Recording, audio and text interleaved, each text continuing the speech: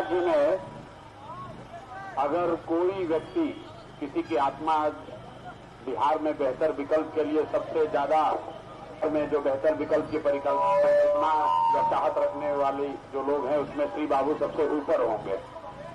इसलिए क्योंकि जब श्री बाबू यहाँ थे तो बिहार देश के 10 सबसे अच्छे राज्यों में बिहार की गिनती होती थी और आज बिहार देश का सबसे गरीब, सबसे पिछड़ा, सबसे ज्यादा निरक्षर, सबसे ज्यादा बेरोजगारी और पलायन वाला राज्य है।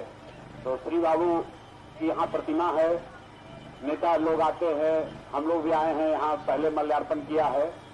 उससे नहीं होगा। श्री बाबू की को असली श्रद्धांजलि तब होगी जब बिहार के लोग बिहार की स्थिति को सुधारने के लिए अपने जाति, धर्म, नाली गली 500 रुपया का लालच छोड़कर हिंदू मुसलमान न बनकर अपने बिहार के बेहतरी के लिए, अपने बच्चों के लिए, अपने बच्चों के पढ़ाई रोजगार के लिए वोट देंगे। बिहार की स्थिति सुधरेगी तो उसी से श्री बाबू को असली श्रद्धांजलि दे, उसी को माना जाएगा। यहाँ आकर प्रतिमा पर माला डालने से, जितना यहाँ पर एक से एक बड़ा चोर है वो पहले आकर माला डालता है। अभी हमको कोई बताया कि यहाँ एक पुराने नेता है, नीतीश कुमार सरकार का सबसे भ्रष्ट मंत्री।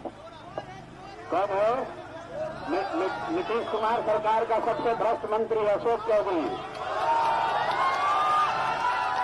आपको हम डरते नहीं हैं, हमको सर्वदलीय नेता है ये। अशोक चौधरी सर्वदलीय नेता हैं, अपने हैं जदयू में, बाबूजी थे कांग्रेस में, बेटी है लोजपा में, समाज है भाजपा में और पीछे से आरजेडी में भी डील किया होगा।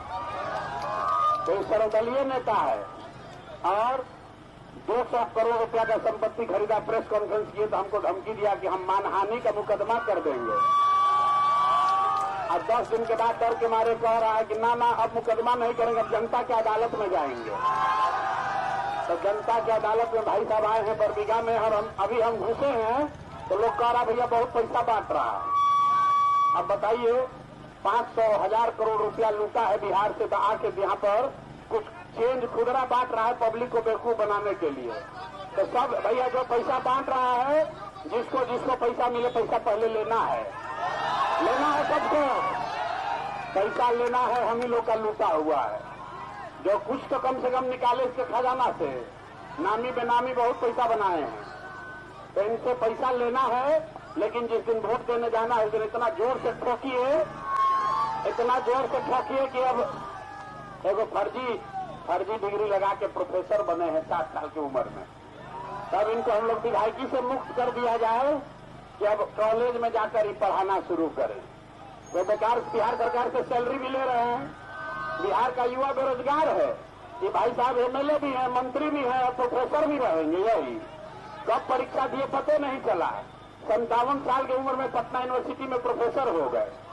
तब इनको एक काम से मुक्त कर दीजिए, आप लोग विधायकी से मुक्त कीजिए ताकि जाकर कम से कम पटना यूनिवर्सिटी में पढ़ाए। सब लोग तैयार है ना भाई? सर्वदलीय नेता अशोक चौधरी का इंतजाम यहाँ होना चाहिए ना? जोर से जरा बोलो भाई, होना चाहिए कि नहीं होना चाहिए? होना चाहिए कि नहीं होना चाहिए? तो जरा जोर से बोलिए जय बिहार। श्री बाबू की प्रतिमा यहाँ है, इनको साक्षी रखकर बोलिए जितने भ्रष्टाचारी हैं इनको जेल जाना चाहिए कि नहीं जाना चाहिए? कितना? सुनिए, अशोक चौधरी ने कहा है 200 प्लस सीट जीतेंगे। उनको 200 से नीचे इसको आदमी को समझे में नहीं आता है। संपत्ति का भी घोटाला किया तो 200 करोड़ का संपत्ति खरीदा है। तो बिहार की गरीब जनता खाने के लिए तरस रही है। 10,000 के लिए बच्चा सब जाके बाहर मजदूरी कर रहा है। पटना अकेले में 200 करोड़ का संपत्ति खरीदा है। बताइए, अब कह रहा है 200 सीट जीतेंगे। बिहार जनता इतना